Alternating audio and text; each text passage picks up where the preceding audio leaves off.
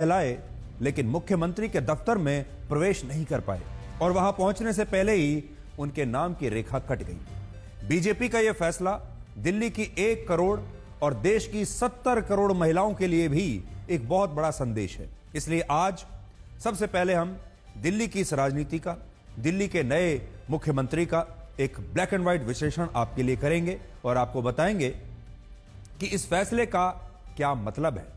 सबसे खास बात यह है कि इस फैसले को अगर आप देखें तो इसके 2 विश्लेषण होते हैं। दिल्ली वालों के ऊपर, दिल्ली एनसीआर में जो लोग रहते हैं उन पर इस फैसले का सीधा प्रभाव क्या पड़ेगा, दिल्ली की राजनीति पर इसका क्या प्रभाव पड़ेगा और क्या रेखा गुप्ता को मुख्यमंत्री बनाने के बाद क्या देश की राजनीति पर भी कुछ प्रभाव पड़ेगा।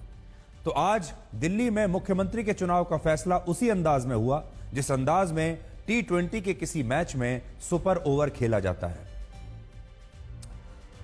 और इस फैसले में रोमांच इतना था कि आखिर तक किसी के लिए भी यह बताना मुश्किल था कि बीजेपी ने मुख्यमंत्री के लिए किस नेता का चुनाव किया है। सबसे दिलचस्प बात यह है कि चुनाव में अरविंद केजरीवाल को हराने वाले प्रवेश वर्मा ने ही खुद रेखा गुप्ता को दिल्ली की नई मुख्यमंत्री बनाने का प्रस्ताव रखा। प्रवेश वर्मा सब जानते हैं कि वो खुद मुख्यमंत्री बनना चाहते थे, उनके मन में यही इच्छा थी और अरविंद केजरीवाल को क्योंकि उन्होंने हराया था इसलिए बहुत सारे लोग यही सोच रहे थे कि प्रवेश वर्मा नेचुरल चॉइस होंगे और उन्हें मुख्यमंत्री बना दिया जाएगा।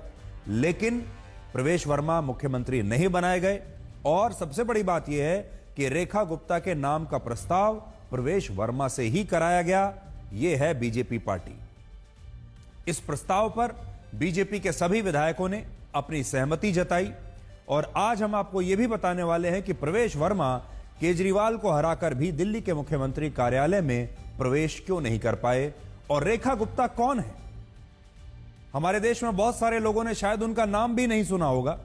तो रेखा गुप्ता कौन है जिन्हें बीजेपी ने दिल्ली की रातों रात पहली बार विधायक बनने के बाद ही दिल्ली की मुख्यमंत्री बना दिया। सोचिए, रेखा गुप्ता 2023 में मेयर नहीं बन पाई थी दिल्ली की, लेकिन 2 साल के बाद ही आज वो दिल्ली की मुख्यमंत्री चुन ली गई है। कितनी बड़ी बात है। रेखा गुप्ता से भी हमारे देश की महिलाएं आज बहुत कुछ सीख सकती हैं। रेखा गुप्ता को अब पहले आप जान लीजिए, रेखा गुप्ता हैं कौन। दिल्ली की नई मुख्यमंत्री रेखा गुप्ता की उम्र 50 वर्ष है और वो 47 वर्ष के प्रवेश वर्मा से 3 साल बड़ी हैं। राजनीति में तो वो प्रवेश वर्मा की जूनियर हैं, लेकिन उम्र में प्रवेश वर्मा से 3 साल बड़ी हैं। रेखा गुप्ता के बारे में आज आपको 3 महत्वपूर्ण बातें पता होनी चाहिए। पहली बात, वो इंपोर्टेड नेता नहीं है, यानी वो किसी और पार्टी से बीजेपी में नहीं आई हैं। वो पिछले 30 वर्षों से बीजेपी में एक कार्यकर्ता के रूप में लगातार काम कर रही है और उनका जो बैकग्राउंड अगर आप देखेंगे तब आपको समझ में आएगा कि कैसे वो यहां तक पहुंची है। पहले वो बीजेपी के छात्र संगठन एबीवीपी की एक कार्यकर्ता थी। इसके बाद वर्ष 1996 में वो दिल्ली विश्वविद्यालय के छात्र संघ की अध्यक्ष बनी, यानी उन्होंने छात्र राजनीति भी की है बहुत अच्छे से। फिर भारतीय जनता युवा मोर्चा की प्रदेश मंत्री बनी, इसके बाद निगम पार्षद बनी, फिर विधायक बनी और आज मुख्यमंत्री बन गई। बीजेपी देश की शायद इकलौती ऐसी पार्टी है जिसके देश में 11 मुख्यमंत्री ऐसे हैं जो पहले कभी बीजेपी में एक छोटे से कार्यकर्ता हुआ करते थे। इसलिए आज बीजेपी के जो लाखों कार्यकर्ता हैं, जब वो इस तरह के फैसलों को देखते हैं तो उन्हें अपने लिए भी एक उम्मीद जगती है। वो भी खुश होते हैं और उन्हें लगता है कि बीजेपी में एक कार्यकर्ता का भी भविष्य अच्छा है। अगर कार्यकर्ता लायक है, अगर कार्यकर्ता मन लगाकर काम कर रहा है, अगर वो प्रतिभाशाली है तो एक दिन वो मुख्यमंत्री की कुर्सी तक पहुंच सकता है। दूसरी बात, रेखा गुप्ता किसी राजनीतिक खानदान से नहीं है और वो पहली बार विधानसभा का चुनाव जीती हैं और दिल्ली के शालीमार बाग विधानसभा क्षेत्र से वो जीवन में पहली बार विधायक बनी हैं। पहली बार विधायक बनते ही मुख्यमंत्री भी बन गई। वर्ष 2015 और फिर वर्ष 2020 में भी रेखा गुप्ता ने इसी सीट से विधानसभा का चुनाव लड़ा था, लेकिन वो दोनों बार चुनाव हार गई। बहुत सारे लोग बेचैन हो जाते हैं जब उन्हें एक के बाद एक असफलता मिलती है, आज उन तमाम लोगों को, चाहे वो स्त्री हैं या पुरुष, खासतौर पर हमारे युवा, उन्हें रेखा गुप्ता से यह सीखना चाहिए। 2 बार विधानसभा का चुनाव हारने के बाद तीसरी बार वो फिर उतनी ही मेहनत से, उतनी ही शिद्दत से लड़ी और जीत गई और मुख्यमंत्री भी बन गई। सोचिए, किस्मत भी एक चीज होती है। वैसे तो हमारे देश में कई बार हमने यह भी देखा है कि 2 बार चुनाव हारने के बाद नेताओं को तीसरी बार मौका ही नहीं मिलता, तीसरी बार टिकट नहीं मिलता। लेकिन बीजेपी ने तीसरी बार भी रेखा गुप्ता को ही अपना प्रत्याशी बनाया, यानी रेखा गुप्ता पर बीजेपी की पूरी आशाएं टिकी हुई थी। बीजेपी को लगता था कि एक दिन जरूर जीतेंगी और वो प्रतिभाशाली हैं, इसलिए तीसरी बार लगातार उन्हें टिकट दिया, जबकि 2 बार हार चुकी थी। और चुनाव जीतने पर उन्हें दिल्ली की मुख्यमंत्री भी बना दिया। इससे यह पता चलता है कि असफल होने पर कोशिश करना कभी नहीं छोड़ना चाहिए, और रेखा गुप्ता ने भी बिल्कुल यही किया है। दिलचस्प बात यह है कि पिछले साल रेखा गुप्ता दिल्ली के नगर निगम में दिल्ली के मेयर का चुनाव भी हार गई थी, लेकिन 2 साल बाद आज वो दिल्ली की मुख्यमंत्री बनकर वापस लौटी हैं, विधायक बनकर वापस लौटी हैं। और इसी को हम कहते हैं समय का चक्र। और ये समय का जो चक्र है ये घूमता रहता है। बहुत सारे लोग इसकी वजह से निराश भी हो जाते हैं, उम्मीद खो देते हैं, लेकिन देखिए जो समय का चक्र है, जब ये पूरा घूमता है तो फिर सब कुछ बदल कर रख देता है। और तीसरी बात यह है कि रेखा गुप्ता दिल्ली की पहली नहीं बल्कि चौथी महिला मुख्यमंत्री होंगी। दिल्ली में एक पुरानी परंपरा रही है महिला मुख्यमंत्रियों की। पहली मुख्यमंत्री दिल्ली की सुषमा स्वराज थी, जिन्हें बीजेपी ने ही मुख्यमंत्री बनाया था। दूसरी मुख्यमंत्री महिला शीला दीक्षित थी। तीसरी आम आदमी पार्टी के नेता आतिशी थी, जो अब चुनाव के समय जब चुनाव हुए थे तो वो मुख्यमंत्री थी। और अब चौथी बार दिल्ली को एक महिला मुख्यमंत्री मिल रही हैं, जिनका नाम है रेखा गुप्ता। बड़ी बात यह है कि इनमें शीला दीक्षित अकेली ऐसी नेता थी जिन्हें चुनाव जीतने के बाद मुख्यमंत्री बनाया गया था, और 15 वर्षों तक दिल्ली में उनकी सरकार रही, उनका शासन रहा। और अब रेखा गुप्ता शीला दीक्षित के बाद दूसरी ऐसी महिला मुख्यमंत्री होंगी जो चुनाव जीतने के बाद मुख्यमंत्री बनेंगी। और यहां आपको यह बात पता होनी चाहिए कि जब दिल्ली में कोई महिला चुनाव जीतने के बाद 5 साल के लिए मुख्यमंत्री बनती है तो फिर उसकी पारी बहुत लंबी चलती है। जो बाकी की महिला मुख्यमंत्री रहीं, सुषमा स्वराज और आतिशी, वो चुनाव जीतते ही मुख्यमंत्री नहीं बनी, बल्कि उन्हें बाद में मुख्यमंत्री बनाया गया, और दोनों ही सिर्फ कुछ महीनों के लिए ही मुख्यमंत्री बन पाई।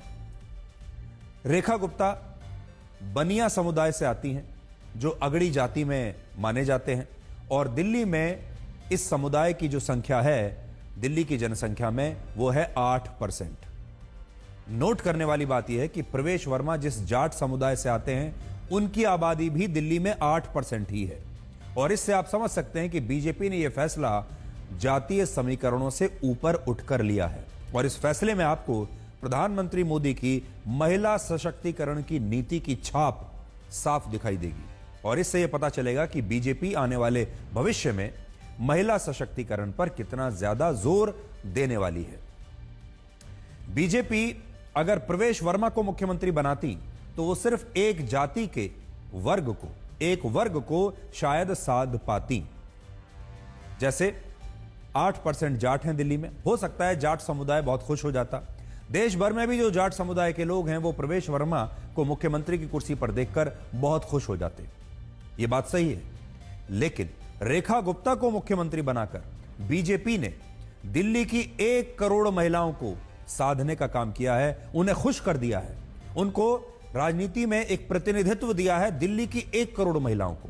और इस फैसले से बीजेपी ने पूरे भारत की 70 करोड़ महिलाओं को भी एक बहुत ही खास संदेश देने की कोशिश की है। इसलिए बीजेपी ने ये जो काम किया है, जो फैसला किया है, इससे बीजेपी को दिल्ली में तो फायदा होगा ही।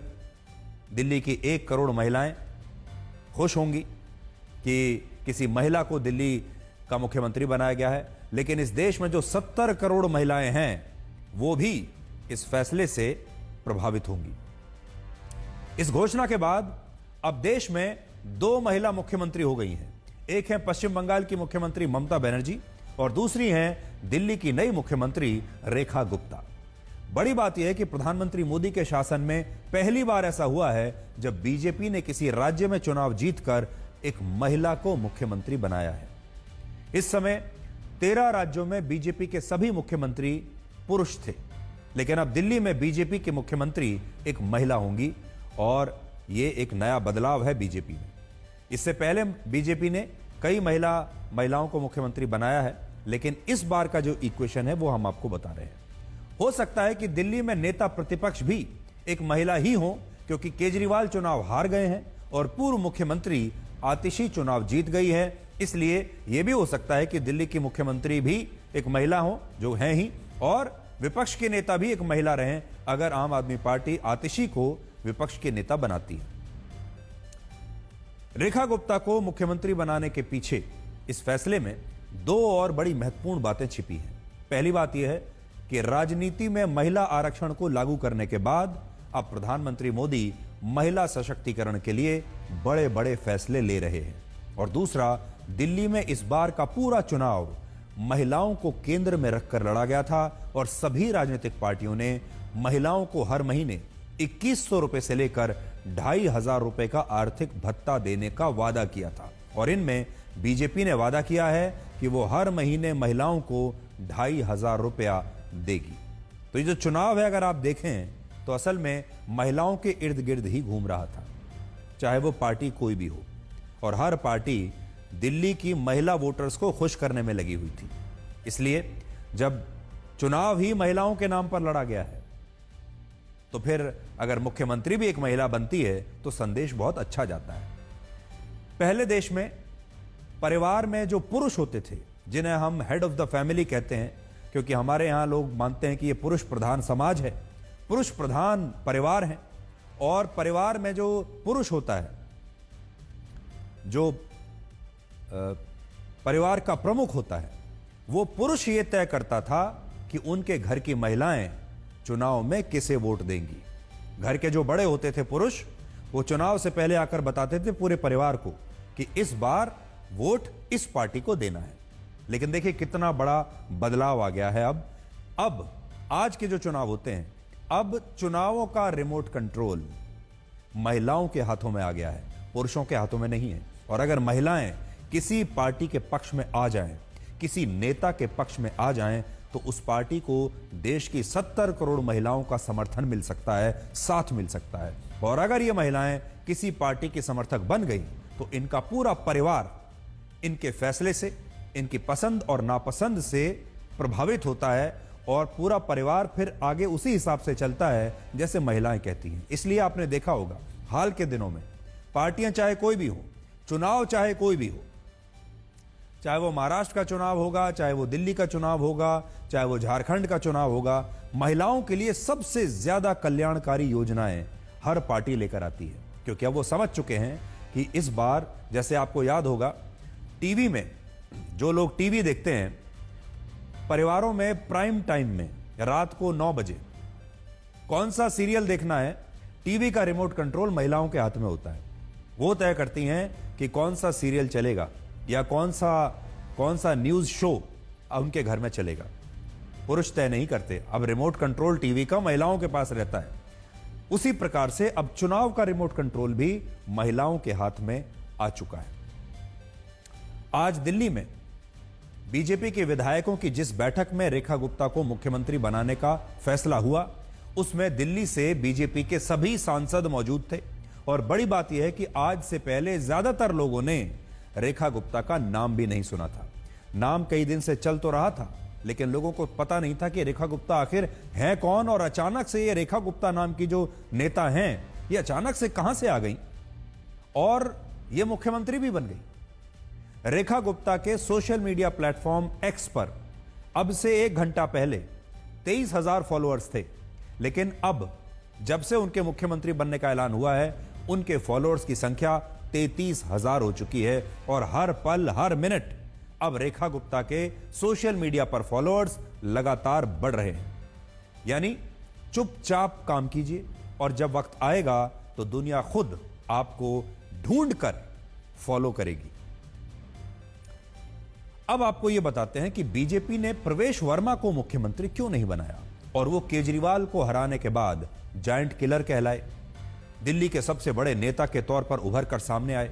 मीडिया में लगातार उन्हें लेकर खबरें चल रही थी कि प्रवेश वर्मा शायद दिल्ली के नए मुख्यमंत्री होंगे और बीजेपी को ऐसे व्यक्ति को मुख्यमंत्री बनाना चाहिए जो केजरीवाल की टक्कर का, उनके कद का नेता हो। इस तरह की थ्योरीज बहुत चल रही थी। लेकिन प्रवेश वर्मा के पक्ष में सब कुछ तो जा रहा था, लेकिन फिर प्रवेश वर्मा आखिरी राउंड में उनकी रेखा कैसे कट गई, वो मुख्यमंत्री के कार्यालय में प्रवेश क्यों नहीं कर पाए। तो प्रवेश वर्मा ने नई दिल्ली विधानसभा सीट से अरविंद केजरीवाल को 4000 वोटों से चुनाव हराया था और जब यह चुनाव चल रहा था तो यह असंभव सा लगता था कि केजरीवाल को वो हरा सकते हैं। प्रवेश वर्मा कोई नए नेता नहीं है, पुराने नेता हैं। वर्ष 2014 में और फिर वर्ष 2019 में दिल्ली से लोकसभा के सांसद भी रह चुके हैं। इसके अलावा राजनीतिक खानदान से आते हैं। प्रवेश वर्मा दिल्ली के पूर्व मुख्यमंत्री साहिब सिंह वर्मा के बेटे हैं और साहिब सिंह वर्मा जाट समुदाय के बड़े नेता माने जाते थे और इसके बाद प्रवेश वर्मा ने भी जाट समुदाय की राजनीति की है। दिल्ली में जाट समुदाय की आबादी 8% है और दिल्ली के 364 में से 225 गांव जाट बाहुल हैं और 70 में से कम 10 सीटों पर जाट वोटर्स को बहुत निर्णायक माना जाता है। बड़ी बात यह है कि ये जाट वोटर्स बीजेपी के परंपरागत वोट बैंक का हिस्सा हैं, यानी ये बीजेपी के पुराने वोटर्स हैं, बीजेपी के परंपरागत ये समर्थक हैं ये जाट। इस बार भी जाटों के 45% वोट बीजेपी को मिले हैं। बीजेपी के 48 विधायकों में से 11 विधायक जाट समुदाय से चुनकर आए हैं, लेकिन इसके बावजूद बीजेपी ने प्रवेश वर्मा को दिल्ली का मुख्यमंत्री नहीं बनाया। क्या कारण हो सकता है? बहुत सारे कारण हो सकते हैं। अगर आप तुलना करेंगे रेखा गुप्ता और प्रवेश वर्मा की, तो पहला बड़ा कारण हो सकता है परिवारवाद। बीजेपी हमेशा यह संदेश देना चाहती है देश के लोगों को कि वो परिवारवाद में विश्वास नहीं रखती और रेखा गुप्ता किसी राजनीतिक खानदान से नहीं आती, एक आम परिवार से आती हैं। प्रवेश वर्मा एक बड़े राजनीतिक खानदान से आते हैं। उनके पिता साहब सिंह वर्मा दिल्ली के मुख्यमंत्री रह चुके हैं और हो सकता है कि बीजेपी को यह लगा हो कि अगर प्रवेश वर्मा मुख्यमंत्री बनते हैं तो इससे परिवारवाद को लेकर एक गलत संदेश जा सकता है। दूसरा, इस फैसले से बीजेपी ने यह भी बताया है कि वो एक ऐसी पार्टी है जिसमें चुनाव जीतने वाले सभी नेता बराबर होते हैं। अगर बीजेपी में मुख्यमंत्री के पद के लिए किसी नेता का चयन इस आधार पर नहीं होता कि उस नेता ने चुनाव में कितने बड़े नेता को हराया है, और यही बात बीजेपी को दूसरी पार्टियों से अलग बनाती है। अगर कोई दूसरी पार्टी रही होती तो हो सकता है प्रवेश वर्मा को मुख्यमंत्री बना देती, लेकिन बीजेपी का ऐसा मानना है कि अगर प्रवेश वर्मा जैसे नेता ने अरविंद केजरीवाल को हराया भी है, कोई भी बड़ा चुनाव जब बीजेपी जैसी कार्यकर्ता वाली पार्टी, काडर वाली पार्टी लड़ती है और जीतती है, तो वो सिर्फ एक चेहरे के आधार पर नहीं जीतती, सिर्फ एक उम्मीदवार के चेहरे के आधार पर नहीं जीतती। उसके पीछे कार्यकर्ताओं की बहुत मेहनत होती है और उसके पीछे पिछले 5 साल में बीजेपी का जो काडर है, बीजेपी की जो पूरी टीम है जिसने इतनी मेहनत की है, उसकी मेहनत भी जो है काम आती है। तो इससे यह साबित होता है कि बीजेपी की जो शीर्ष नेतृत्व है वो ऐसा मानता है कि प्रवेश वर्मा ने कोई अपने अकेले बल पर अरविंद केजरीवाल को नहीं हराया है। इसके पीछे पार्टी की मेहनत है, इसके पीछे पार्टी के बड़े बड़े नेताओं की अपनी रणनीति है। पूरी पार्टी ने जोर लगाया, पूरी पार्टी ने धक्का मारा। पिछले 5 साल में पूरी पार्टी अरविंद केजरीवाल के खिलाफ लगातार लगी हुई थी और उसका यह नतीजा है कि अरविंद केजरीवाल हारे हैं। सिर्फ एक व्यक्ति के चेहरे पर यह चुनाव नहीं जीता गया है। तीसरी बात, प्रवेश वर्मा की छवि एक कट्टर हिंदू नेता की रही है, जो इससे पहले चुनाव प्रचार के दौरान मुसलमानों के बहिष्कार की भी अपील कर चुके हैं। दिल्ली भारत की राजधानी है, दिल्ली एक इंटरनेशनल अंतर्राष्ट्रीय शहर है और दिल्ली का मुख्यमंत्री कौन होगा इसका संदेश पूरे दुनिया में जाता है। बीजेपी के पास यह चॉइस थी कि वो दिल्ली के बेटे को मुख्यमंत्री बनाए या दिल्ली की बेटी को मुख्यमंत्री बनाए। और मैं ये विश्लेषण आगे बढ़ाऊं उससे पहले आपको ये नई तस्वीरें दिखा देते हैं। रेखा गुप्ता अभी दिल्ली के उपराज्यपाल से मिलने के लिए पहुंची हैं। अब वो दिल्ली के उपराज्यपाल से मिलेंगी। देखिए बैठी हैं वीरेंद्र सचदेवा, उनके साथ बैठे हुए हैं और अब वो सरकार बनाने का दावा दिल्ली के उपराज्यपाल के सामने पेश करेंगी। दिल्ली के उपराज्यपाल इस दावे को स्वीकार करेंगे और उन्हें कल सरकार बनाने का न्योता देंगे। इस समय 3 चेहरे आपको दिखाई दे रहे हैं। एक रेखा गुप्ता है जो सबसे ज्यादा प्रसन्न इस वक्त आपको दिख रही हैं, क्योंकि उन्होंने खुद भी कभी यह सोचा नहीं होगा कि पहली बार ही चुनाव जीतने के बाद पार्टी उन्हें मुख्यमंत्री बना देगी। दूसरा चेहरा है जय पांडा का, जो वैसे तो उड़ीसा के नेता हैं लेकिन दिल्ली में बीजेपी के प्रभारी हैं, और वीरेंद्र सचदेवा जो दिल्ली के प्रदेश अध्यक्ष हैं बीजेपी के, वो सामने बैठे हैं। इधर आप रविशंकर प्रसाद जी को देख रहे हैं, जिन्हें पर्यवेक्षक बनाया था बीजेपी ने नया मुख्यमंत्री चुनने के लिए। बांसुरी स्वराज आपको दिखाई दे रही हैं बिल्कुल कोने में अपनी स्क्रीन पर, जो कि नई दिल्ली से सांसद हैं बीजेपी की।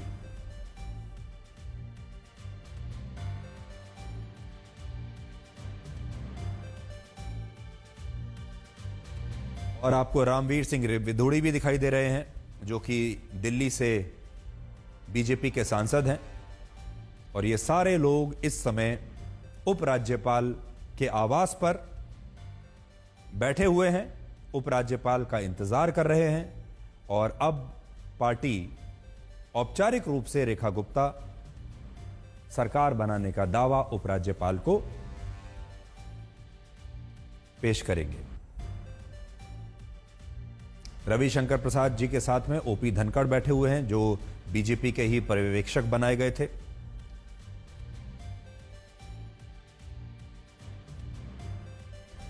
अब हम वापस आते हैं और हम आपको इससे पहले चौथा पॉइंट बता रहे थे, और चौथा पॉइंट यह था कि बीजेपी के सामने एक चॉइस थी कि वो दिल्ली के बेटे को मुख्यमंत्री बनाए या दिल्ली की बेटी को मुख्यमंत्री बनाए।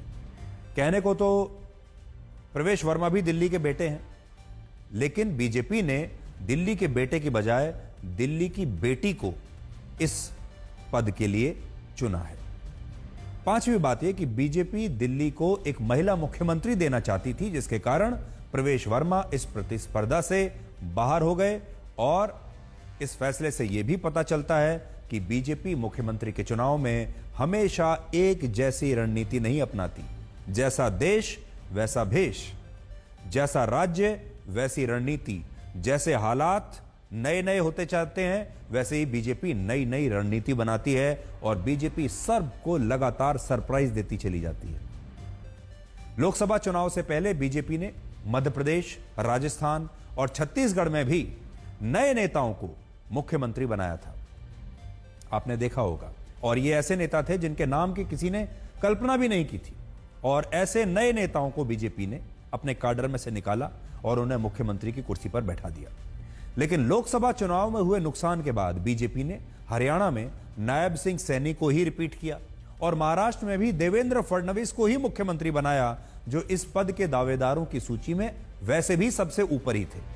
और हर कोई इस बार यही सोच रहा था कि दिल्ली में भी किसी ऐसे ही नेता को मुख्यमंत्री बनाया जाएगा जो दावेदारों की सूची में सबसे ऊपर है और जिसके बारे में ज्यादातर देश के लोग ये सोच रहे हैं कि इन्हें ही मुख्यमंत्री बनाना चाहिए।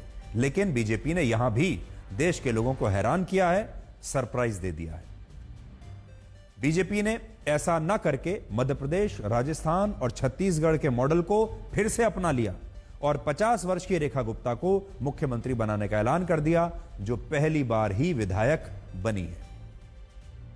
हमारे देश के नेता अक्सर बीजेपी को अगड़ी जातियों की पार्टी मानते हैं। कहते हैं कि ये तो ब्राह्मणों और बनियों की पार्टी है, व्यापारियों की पार्टी है, ट्रेडर्स की पार्टी है, सिर्फ अगड़ी जाति के लोगों के बारे में सोचती है।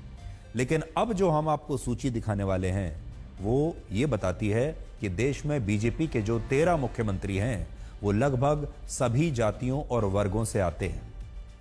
13 मुख्यमंत्रियों में 2 मुख्यमंत्री क्षत्रिय समुदाय से आते हैं, 3 राज्यों के मुख्यमंत्री ब्राह्मण हैं, 3 राज्यों के मुख्यमंत्री आदिवासी समुदाय से आते हैं, 2 राज्यों के मुख्यमंत्री ओबीसी हैं और अब दिल्ली की मुख्यमंत्री रेखा गुप्ता बनिया समुदाय से हैं और इससे आप समझ सकते हैं कि बीजेपी ने सभी जातियों और वर्गों के नेताओं को अलग अलग राज्यों का मुख्यमंत्री बनाया है। जैसा राज्य है वैसा फैसला होता है। और अगर आप मोदी सरकार की कैबिनेट को भी देखेंगे तो सबसे ज्यादा प्रतिनिधित्व इस कैबिनेट में अगड़ी जाति के नेताओं को नहीं है, बल्कि ओबीसी और पिछड़ी जाति के नेता सबसे ज्यादा संख्या में मोदी सरकार की कैबिनेट में हैं।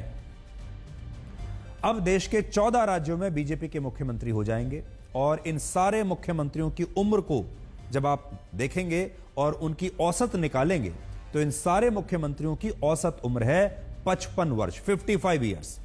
इनमें अरुणाचल प्रदेश के मुख्यमंत्री पेमा खांडू सबसे छोटे हैं उम्र में और उनकी उम्र सिर्फ 45 साल है। और त्रिपुरा के मुख्यमंत्री माणिक साहा की उम्र सबसे ज्यादा है, वो 72 वर्ष के हैं और रेखा गुप्ता की उम्र इस समय 50 वर्ष है। रेखा गुप्ता के पति मनीष गुप्ता हमारे साथ हैं। तो सर बहुत बहुत पहले तो बधाई हो, क्या कहना चाहेंगे? हाँ, हम भी वही धन्यवाद आप लोगों को भी, हमको भी, सबको, कि पार्टी का आज मुख्यमंत्री तय हुआ और सर्वसम्मति से तय हुआ। विधायक दल की बैठक में सबने आपस में ओपिनियन बना के ये तय किया, तो पार्टी का धन्यवाद है। पार्टी में पूरी प्रक्रिया फॉलो की गई और ये हमारी पार्टी की लोकतांत्रिक विधि है जिसका कि हम सब सम्मान करते हैं।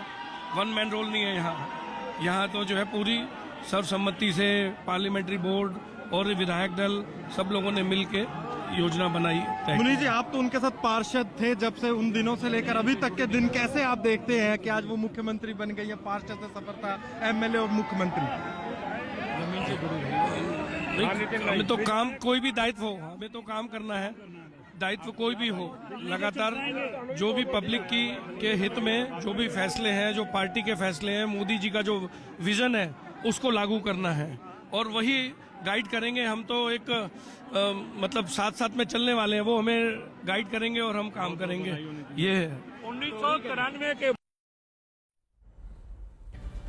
बीजेपी की सबसे बड़ी उपलब्धि यह है कि उसने अपने शासन में सूत्रों के काम को बिल्कुल समाप्त कर दिया। आपको याद होगा इससे कुछ वर्ष पहले तक मीडिया में सूत्रों के हवाले से बड़ी खबरें चला करती थी। सूत्रों के मुताबिक ऐसा हो रहा है, सूत्रों के मुताबिक ऐसा हो रहा है। और आज भी जब किसी राज्य में कांग्रेस या किसी और विपक्षी दल की सरकार बनती है तो उनकी बैठकों में होने वाला हर फैसला, किसने क्या कहा, ये सारी बातें सूत्रों के हवाले से पहले ही मीडिया में लीक हो जाती है। आपने देखा होगा। और इससे पहले कुछ वर्ष पहले तक जब मोदी सरकार नहीं आई थी तो उससे पहले केंद्र सरकार में भी कैबिनेट में कौन कौन आने वाला है, मंत्री परिषद में कौन को किस नेता को कौन सा मंत्री पद मिलने वाला है, ये सब बातें पहले दिन ही लीक हो जाती थी। लेकिन बीजेपी जब से आई है तब से ये लीकेज बंद हो गई है और पिछले चुनावों की तरह इस बार भी दिल्ली में बीजेपी ने मुख्यमंत्री के नाम को आखिर तक लीक नहीं होने दिया। आगे इसकी कहानी आपको बताएंगे, पहले आप देख लीजिए। दिल्ली की नए मुख्यमंत्री रेखा गुप्ता उपराज्यपाल वीके सक्सेना से मिलने के लिए उनके आवास पर गई हैं। आप पहले यह तस्वीर देख लीजिए।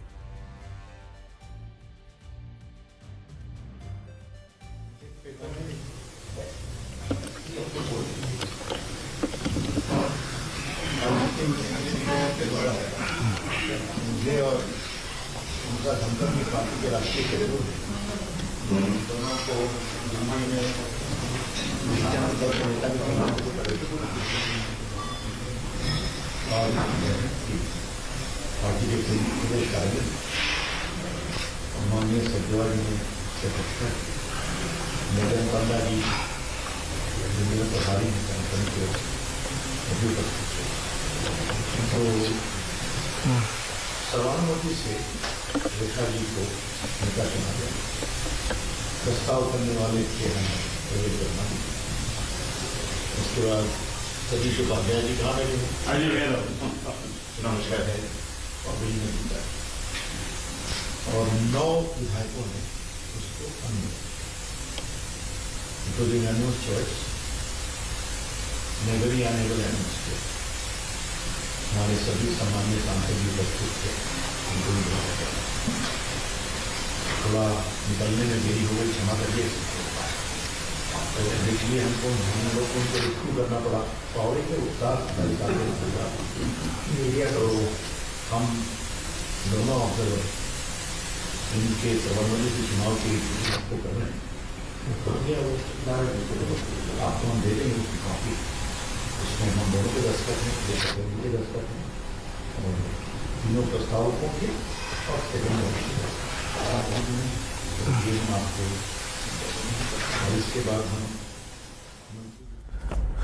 तो देखिए, एक दिलचस्प बात यह भी है कि दिल्ली के उपराज्यपाल वीके सक्सेना 26 मई 2022 को दिल्ली के उपराज्यपाल बने थे और तब से लेकर अब तक लगातार आम आदमी पार्टी की सरकार से उनका संघर्ष चलता रहा।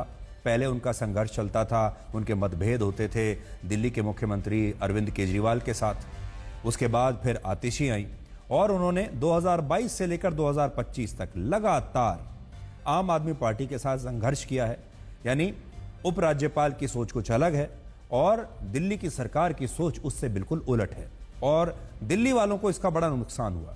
तो उपराज्यपाल ने भी आज चैन की सांस ली होगी कि आखिर अब एक नई सरकार बनी है जो कि अब उपराज्यपाल और दिल्ली के मुख्यमंत्री जो हैं अब एक साथ मिलकर कदम से कदम मिलाकर दिल्ली के लोगों के बारे में सोच सकते हैं। अब आप ये देखिए कि दिल्ली की नई मुख्यमंत्री रेखा गुप्ता की चुनौतियां क्या हैं और दिल्ली की जो जनता है देश की सबसे पढ़ी लिखी जनता है। ये देश की राजधानी है, यहां की जनता सबसे ज्यादा अखबार पढ़ती है, न्यूज चैनल देखती है, सबके पास मोबाइल फोन है, सोशल मीडिया देखती है और सबसे ज्यादा जागरूक वोटर दिल्ली के माने जाते हैं। तो ये ऐसे वोटर हैं जो पहले दिन से ही रेखा गुप्ता को परखना शुरू कर देंगे और रेखा गुप्ता को एक दिन का भी समय नहीं देंगे आराम करने का।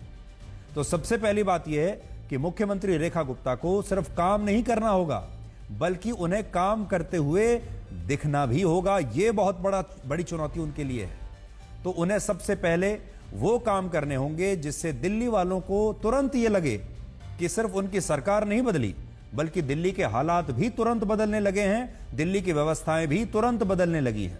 इसलिए उनके लिए जो चुनौतियां हैं वो बहुत ज्यादा होंगी और दिल्ली वाले ये उम्मीद करेंगे कि बस अगले दिन से ही उन्हें बदलाव महसूस और दिखाई देना शुरू हो जाए। तो सबसे पहले तो रेखा गुप्ता को दिल्ली की खस्ता हाल सड़कों की मरम्मत करानी होगी और ये सड़कें ऐसी चीज हैं जिसका दिल्ली वाले हर रोज इन सड़कों पर चलते हैं। अगर रेखा गुप्ता ने पहले दिन से ही सड़कों पर काम शुरू कर दिया, सड़कों की मरम्मत करा दी, सड़कों को ठीक कर दिया, तो दिल्ली वालों को एक हफ्ते के अंदर यह बात महसूस होने लगेगी कि वाकई दिल्ली बदल रही है, बीजेपी की सरकार आ गई है। हमें महसूस हो रहा है कि नई सरकार आई है और नई सरकार काम कर रही है और यह काम सड़कों के जरिए सबसे जल्दी हो सकता है क्योंकि जैसे ही सड़कें ठीक होती हैं उस शहर के लोगों का जो परसेप्शन है सरकार के बारे में तुरंत बदल जाता है। दूसरा, दिल्ली की सड़कों पर जो गंदगी है और दिल्ली शहर में जो पूरे शहर में जब आप जाएंगे, चाहे वो सड़क हो, गली मोहल्ले हो, कोई भी जगह हो, वहां पर गंदगी ही गंदगी आपको दिखाई देगी। आपको ऐसा लगेगा कि दिल्ली एक ऐसा पुराना मकान है जिसमें वर्षों से सफाई नहीं हुई है, जिस मकान में वर्षों से झाड़ू नहीं लगी है। आम आदमी पार्टी का चुनाव चिन्ह तो था झाड़ू, लेकिन उन्होंने दिल्ली को एक ऐसा मकान बना दिया जिसमें कितने वर्षों से किसी ने झाड़ू नहीं लगाई, यानी उस मकान की सफाई नहीं हुई है, उस मकान का बुरा हाल है और दिल्ली में कूड़े के बड़े बड़े पहाड़ जो हैं वो जमा हो गए। तो सफाई का जो काम है, शहर की सफाई, गलियों की सफाई, मोहल्लों की सफाई, सड़कों की सफाई, वो काम भी नई मुख्यमंत्री रेखा गुप्ता को तुरंत करना होगा। तीसरा, यमुना नदी को साफ सुथरा बनाना होगा क्योंकि दिल्ली में हर रोज लाखों लोग यमुना नदी को आते जाते हुए देखते हैं और यमुना नदी का जो गंदा पानी है वो दिल्ली के साथ उसकी तस्वीर एक चिपक गई है दिल्ली वालों के दिमाग में कि यमुना नदी ऐसी ही रहेगी। लेकिन जब वो यहां से गुजरेंगे और उन्हें यमुना नदी साफ दिखाई देगी, जब लोगों को यह पता चलेगा कि यमुना का पानी साफ हो रहा है, तो उनके अंदर सरकार के प्रति एक नया भरोसा आएगा। चौथी बात, दिल्ली में वायु प्रदूषण को रेखा गुप्ता को तुरंत कम करने के लिए कुछ नए कदम उठाने पड़ेंगे। दिल्ली की जनता दिन रात जहरीली हवा में सांस ले रही है। हवा अगर साफ हो गई तो दिल्ली की जनता जीवन भर उनका एहसान मानेगी और जनता को तुरंत समझ में आ जाएगा कि आज पूरे दिन, पूरे हफ्ते, पूरे महीने उन्हें साफ हवा में सांस लेने का मौका मिला है, जो कि इससे पहले कभी नहीं हुआ। पांचवी बात, इससे दिल्ली ही नहीं, पूरे दिल्ली एनसीआर में रहने वाले 4.5 करोड़ लोगों को भी पूरा फायदा होगा। और इस समय दिल्ली और एनसीआर के सभी इलाकों में बीजेपी की सरकारों का ही शासन है। दिल्ली के बॉर्डर जिन जिन राज्यों के साथ लगते हैं, उत्तर प्रदेश के साथ लगता है, हरियाणा के साथ दिल्ली का बॉर्डर लगता है, पड़ोसी राज्यों में राजस्थान भी आता है, इन सारे राज्यों में बीजेपी की सरकारें हैं। और रेखा गुप्ता को यह पूरा मौका मिलेगा कि आसपास पड़ोसी राज्यों की सरकारों से भी उन्हें समर्थन मिलता रहे। इसके अलावा दिल्ली में बीजेपी की सरकार को यह भरोसा भी देना होगा कि वो आम आदमी पार्टी की मुफ्त वाली योजनाओं को जारी रखेगी। यह भी उनकी बहुत बड़ी परीक्षा है। दिल्ली की जो जनता है वो इस समय बड़ी बेचैन है। उसे लगता है कि कहीं उनकी पुरानी जो कल्याणकारी योजनाएं हैं, मुफ्त वाली योजनाएं हैं, वो बीजेपी आकर कहीं बंद ना कर दे, कहीं उनमें कुछ बदलाव ना कर दे। और इनमें मुफ्त बिजली, मुफ्त पानी, बसों में महिलाओं का मुफ्त यात्रा, बुजुर्गों के मुफ्त तीर्थ यात्रा की जो योजनाएं हैं, ये सारी प्रमुख हैं जिन्हें बीजेपी को पहले दिन से ही जारी रखना होगा। बीजेपी ने चुनाव में यह वादा किया था कि वो महिलाओं को हर महीने 2,500 रुपए का आर्थिक भत्ता देगी। महिलाओं ने चुनाव जितवा दिया, बीजेपी की जनता ने वोट दे दिया। और हमें लगता है कि अगर बीजेपी ने सरकार बनते ही पहले महीने से दिल्ली की महिलाओं को यह 2,500 रुपया देना शुरू कर दिया तो उनकी सरकार का आधा काम तो ऐसे ही हो जाएगा। दिल्ली की महिलाएं विश्वास करेंगी, भरोसा हो जाएगा, तो पहले महीने से ही यह 2,500 रुपया दिल्ली की महिलाओं के पास पहुंच जाना चाहिए। इसके अलावा आम आदमी पार्टी की सरकार ने पिछले 5 वर्षों में विज्ञापनों पर 1,139 करोड़ रुपए खर्च किए थे और अब बीजेपी को इस खर्च को कम करना होगा। बीजेपी के पास एक विकल्प तो यह है कि वो भी उतने ही विज्ञापन देना शुरू कर दे जितना आम आदमी पार्टी देती थी, लेकिन बीजेपी को इसे कम करना होगा। और जैसा हमने आपको बताया, जो 4-5 पॉइंट्स हमने अगर बताएं, अगर ये 4-5 काम रेखा गुप्ता ने शुरू में कर लिए तो उन्हें विज्ञापन देने की जरूरत नहीं पड़ेगी। दिल्ली की जो सड़कें हैं वो रेखा गुप्ता की ब्रांड एम्बेसडर बन जाएंगी। ये यमुना नदी जो है ये खुद बीजेपी की सरकार का प्रचार करेगी। दिल्ली में जो साफ सुथरी सड़कें, गली मोहल्ले साफ जब हो जाएंगे, दिल्ली की ये सफाई खुद रेखा गुप्ता की ब्रांड एम्बेसडर बन जाएगी। दिल्ली की हवा जब साफ होगी तो ये साफ हवा खुद रेखा गुप्ता का विज्ञापन बन जाएगी। इसलिए दिल्ली की सरकार को आम आदमी पार्टी और अरविंद केजरीवाल की तरह हर रोज अखबारों में फुल पेज विज्ञापन देने की आवश्यकता नहीं पड़नी चाहिए। उन्हें काम करना चाहिए और यह काम अपने आप उनका विज्ञापन बनेगा। अब देखिए, रेखा गुप्ता के बारे में दोबारा हम आपको बताते हैं कि दिल्ली की जो नई मुख्यमंत्री हैं उनके बारे में थोड़ा सा और जानिए। रेखा गुप्ता ने बीकॉम की पढ़ाई की है, उनके पास बैचलर ऑफ कॉमर्स की डिग्री है और लॉ की पढ़ाई भी उन्होंने की हुई है। और उनके पिता एक बैंक में मैनेजर थे और उनके पति एक बड़े कारोबारी हैं। रेखा गुप्ता के एफिडेविट के मुताबिक उनके पास कुल मिलाकर 5 करोड़ रुपए की संपत्ति है और उनके खिलाफ कोई आपराधिक मुकदमा कभी दर्ज नहीं हुआ है और अब तक वो किसी भी आरोप से बिल्कुल अछूती और बेदाग रही है। और सबसे बड़ी बात यह है कि रेखा गुप्ता के पास अपनी कोई कार नहीं है। अब कल दोपहर 12 बजे रामलीला मैदान पर रेखा गुप्ता दिल्ली के नए मुख्यमंत्री पद की शपथ लेंगी और शपथ ग्रहण का यह आयोजन बहुत ही भव्य होने वाला है, जिसमें दिल्ली के 30,000 से ज्यादा लोगों को निमंत्रण दिया गया है आने के लिए। और इस समारोह में खुद प्रधानमंत्री नरेंद्र मोदी आएंगे, गृह मंत्री अमित शाह आएंगे, तमाम केंद्रीय मंत्री और एनडीए शासित राज्यों के मुख्यमंत्री और उप मुख्यमंत्री भी रेखा गुप्ता की इस शपथ ग्रहण समारोह में शामिल होने के लिए आएंगे। इसके अलावा फिल्म इंडस्ट्री से भी कई बड़े बड़े फिल्म स्टार्स को दिल्ली बुलाया जा रहा है और ऐसा कहा जा रहा है कि 50 से ज्यादा फिल्मी कलाकारों को भी रेखा गुप्ता के इस शपथ ग्रहण समारोह में शामिल होने के लिए बुलाया गया है, ताकि थोड़ा ग्लैमर भी बना रहे, ताकि लोगों को थोड़ा एक ये शपथ ग्रहण समारोह थोड़ा ग्लैमरस भी लगे, उसका एक अलग तरह का आकर्षण लोगों के प्रति रहे। आजकल ये फैशन हो गया है कि जब कोई पार्टी चुनाव जीतती है और मुख्यमंत्री का शपथ ग्रहण समारोह होता है तो आजकल ये फैशन है कि बड़े बड़े फिल्म स्टार्स को वहां पर बुलाया जाता है। तो दिल्ली में भी इस बार वही होने वाला है। यह पहली बार होगा जब दिल्ली के शपथ ग्रहण समारोह में किसानों को, झुग्गी झोंपड़ी में रहने वाले लोगों को और ऑटो ड्राइवर्स को भी आमंत्रित किया गया है। दिल्ली में जो बीजेपी के कार्यकर्ता हैं, जो बीजेपी के काडर हैं, वो झुग्गी झोंपड़ी कॉलोनी में जा रहे हैं, ऑटो रिक्शा चलाने वाले लोगों से मिल रहे हैं, तमाम गरीब लोगों से मिल रहे हैं और उन्हें कह रहे हैं कि आप कल इस शपथ ग्रहण समारोह में जरूर आइए, आपकी सरकार है, आपने इस सरकार को बनाया है और आपकी मुख्यमंत्री शपथ लेने वाली है, इसलिए आपको तो आना ही पड़ेगा। तो आम जनता को इनवाइट किया जा रहा है। अरविंद केजरीवाल ने वर्ष 2011 में इसी रामलीला मैदान से अपनी राजनीति की शुरुआत की थी और अब इसी रामलीला मैदान से दिल्ली में बीजेपी के इस डबल इंजन के युग की शुरुआत भी होने वाली है। आज सोचिए अरविंद केजरीवाल को भी कैसा लगता होगा कि उसी रामलीला मैदान से जहां से उन्होंने राजनीति की शुरुआत की, कैसे यह भी समय का चक्र है। देखिए, जिस कहानी की शुरुआत होती है उसका एक ना एक दिन अंत भी होता है। 12 वर्षों के बाद ऐसा होगा जब केंद्र सरकार और दिल्ली में सरकार एक ही पार्टी की होगी। इससे पहले वर्ष 2013 में केंद्र में यूपी की सरकार थी और दिल्ली में भी कांग्रेस की ही सरकार थी। केंद्र में प्रधानमंत्री थे मनमोहन सिंह और दिल्ली में मुख्यमंत्री थी शीला दीक्षित और दोनों ही कांग्रेस के थे। अब 12 वर्षों के बाद दिल्ली में फिर से डबल इंजन की सरकार बन रही है और यह प्रधानमंत्री मोदी के शासन में पहली बार दिल्ली में बीजेपी की सरकार बनेगी। यह 27 साल के बाद ऐसा हो रहा है जब बीजेपी की सरकार केंद्र में भी होगी और दिल्ली में भी होगी और प्रधानमंत्री मोदी के शासनकाल में यह पहली बार हो रहा है। प्रधानमंत्री मोदी ने पूरे देश को में बीजेपी को फैलाया, विस्तार दिया कि नए नए राज्यों में बीजेपी की सरकारें बनी। बीजेपी ने चुनाव में बहुत अच्छा परफॉर्मेंस किया, कई नए राज्यों को जीता।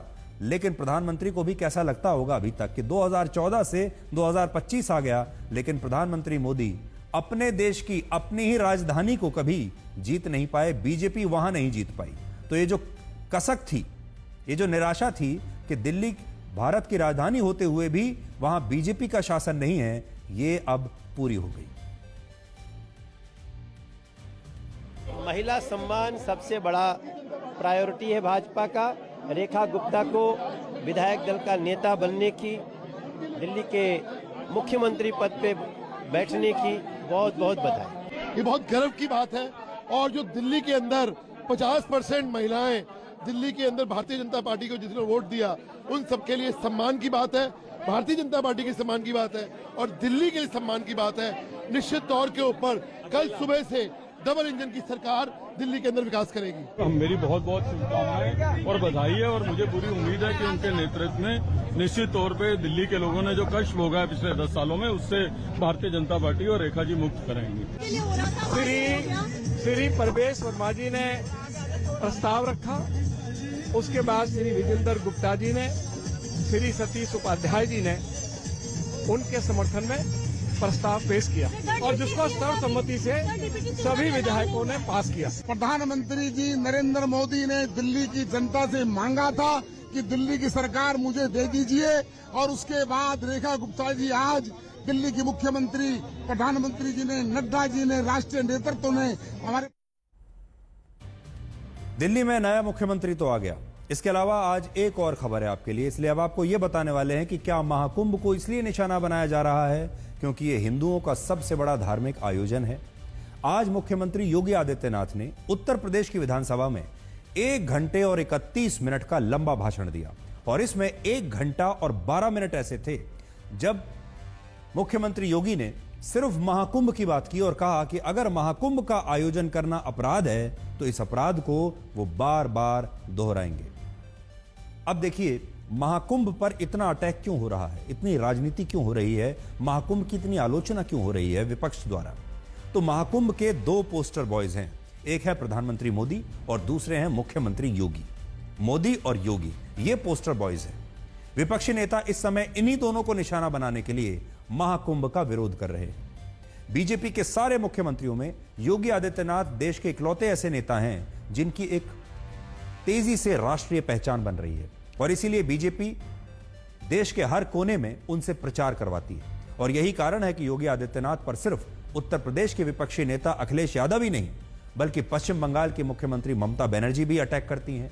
बिहार से लालू यादव भी हमला बोलते हैं। कर्नाटक के उप मुख्यमंत्री DK शिवकुमार और कांग्रेस अध्यक्ष मल्लिकार्जुन खड़गे समेत विपक्ष के लगभग सभी बड़े नेता, चाहे वो किसी भी राज्य के हों, किसी भी पार्टी के हों, वो योगी पर लगातार हमला करते हैं। इससे यह पता चलता है कि अब योगी आदित्यनाथ धीरे धीरे एक राष्ट्रीय नेता बन रहे हैं और बीजेपी में भी उनका कद काफी बड़ा हो चुका है और इस बात को विपक्ष के नेता भी जानते हैं, देख रहे हैं। दूसरा, महाकुंभ के सफल आयोजन से मुख्यमंत्री योगी की एक कुशल प्रशासक की छवि बनी है। वो एक ऐसे नेता बन गए हैं जिन्होंने पूरी दुनिया के सबसे बड़े धार्मिक आयोजन का सफल संचालन किया है। इतने बड़े आयोजन का संचालन करने के लिए जो प्रशासनिक कुशलता चाहिए, वो मुख्यमंत्री योगी आदित्यनाथ में पूरे देश ने देखी है, उन्होंने ये साबित किया है। बड़ी बात यह है कि वो महाकुंभ के आयोजन के साथ इस पर हो रही राजनीति का भी चुन चुनकर हर रोज जवाब देते जा रहे हैं। आज विधानसभा में उन्होंने जो कहा, सबसे पहले आप ये सुन लीजिए। ये आयोजन किसी पार्टी विशेष का नहीं था, किसी सरकार का नहीं था।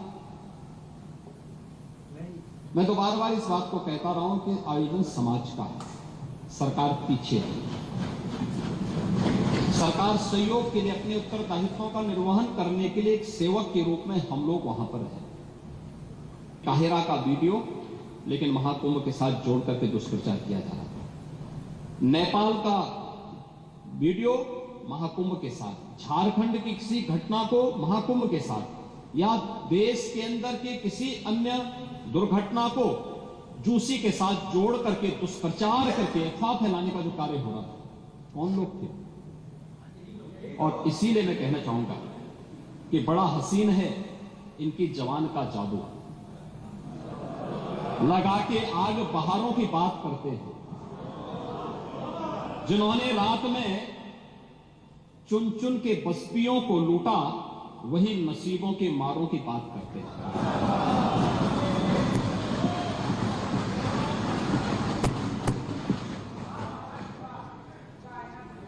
महोदय, ये उर्दू नहीं है, ये सब हिंदी। तो बड़ा सवाल सिर्फ आज भी यही है कि क्या विपक्षी नेता महाकुंभ को सिर्फ इसलिए निशाना बना रहे हैं क्योंकि यह सनातन धर्म से जुड़ा हुआ है? क्या ये विपक्षी नेता किसी और धर्म के त्योहार को या किसी और धर्म के आयोजन के बारे में भी ऐसी ही आपत्तिजनक बातें कह सकते हैं? क्या ये ईद के बारे में, मुहर्रम के बारे में, हज की यात्रा के बारे में ये बात कह सकते हैं? क्या ये क्रिसमस के बारे में ये बातें कह सकते हैं? क्या ये दूसरे धर्मों के जो आयोजन हैं उनके बारे में भी ऐसी ही भाषा का प्रयोग कर सकते हैं? ये देखने वाली बात होगी। तो आज के लिए ब्लैक एंड व्हाइट में इतना ही।